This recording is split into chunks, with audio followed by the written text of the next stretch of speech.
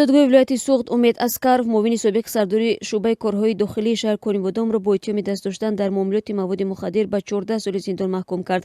Капитан Умед Аскарови 39 сола моҳи апрели соли гузашта дар назди манзили зисташ дар ҳудуди ҷамоати Патари Конибодом боздошт шуд. Замони боздошт ӯ муовини сардори шуъбаи корҳои дохилии шаҳри Конибодом оид ба хизмат буд. Як манбаъ аз додгоҳи вилояти суғд рӯзи 1 май ба радиозодӣ гуфт баррасии парвандаи корманди собиқи милиса дар ду зинаи додгоҳӣ бинобар норизоии пайвандонаш 1 сол тӯл кашид. Пайвандонаш ба даст доштани Умед Аскаров дар хариду фурӯши маводи мухаддир бовар надоранд.